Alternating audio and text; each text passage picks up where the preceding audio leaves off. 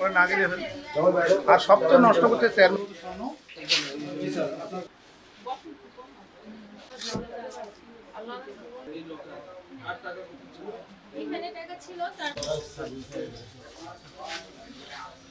গতকাল রাত আনুমানিক 10:30টার সময় আমাদের নেতা তুহিন ভাইয়ের সঙ্গে মিটিং করে শেষ হয়ে উনি দিনাজপুর গেছে।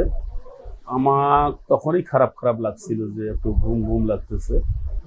আমি আমার গাড়িতে চিলেহাটি আসলাম, ঘুমিয়ে আসছি। আমার ড্রাইভার বললো যে চাচা চিলেহাটি আসছি, আমার খারাপ লাগেছে, চল বাড়ি যাই।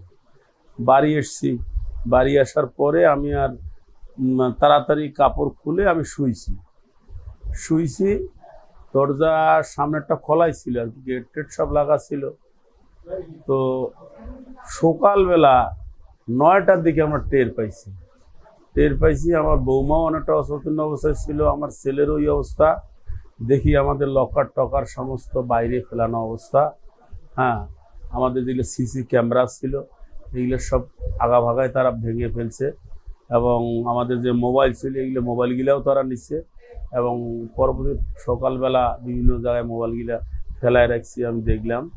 এবং যে দুঃসাহসিক কর্মকাণ্ডটা করছে তাতে করে প্রায়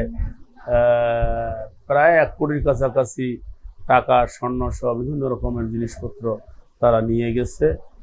এবং এটাতে সারা আমার ইউনিয়নের জনমনে ব্যাপক আতঙ্ক। সকাল থেকে হাজার মানুষ আমার বাড়িতে আসছে। আমি একজন চেয়ারম্যান হিসেবে আজকে যদি আমি নিরাপত্তা ভোগ করি, তাহলে স্বাভাবিকভাবে আমার ইউনিয়নের লোকজন তো আরও বেশি ভয়ে আছে। তারা সবাই মনে করতেছে যে কোনো না কোনো সময় এখন আমাদের বাড়িতেও হতে পারে। তাই আমি ঊর্ধ্বতন কর্তৃপক্ষ সহ ডোমার উপজেলা তথা নীলফামারী এসপি মহোদয়ের দৃষ্টি আকর্ষণ করে বলছি যে তারা এইটা একটা দৃষ্টান্তমূলক শাস্তি দেখাক, সবাই একটু দৃষ্টান্তমূলক শাস্তি দেখাক, যাতে করে এই জিনিসটাকে কেন্দ্র করে ভবিষ্যতে এই অঞ্চলে আর যাতে অঘটন না ঘটে। কারণ আমি ব্যক্তিগতভাবে এই ইউনিয়নের চেয়ারম্যান প্লাস বর্তমানে ডোমার উপজেলা বিএনপির প্রেসিডেন্ট, সেই হিসেবেও আমার বাড়িতে যদি এই রকম দুর্ধর্ষ ডাকাতি হয় তাহলে পাশাপাশি আরও লোকজন আতঙ্ক ভোগ করবে, এইটাই স্বাভাবিক। আমি জানি, আমার বিশ্বাস যে পুলিশ পারে না এমন কোনো কাজ নাই। দেশের শান্তি শৃঙ্খলা বজায় রাখতে গেলে পুলিশই একমাত্র মাধ্যম।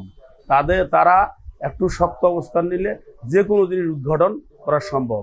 আমি প্রত্যাশা করব তাদের কাছে দ্রুততম সময়ে তাদের যত রকমের সোর্স আছে সমস্ত সোর্সের মাধ্যমে এই জিনিসটা সঠিক সমাধান করে আইনের আওতা এনে যাতে একটা দৃষ্টান্তমূলক অবস্থায় নিয়ে আসতে পারে, এই আশাবাদ ব্যক্ত করছি প্রশাসনের কাছে।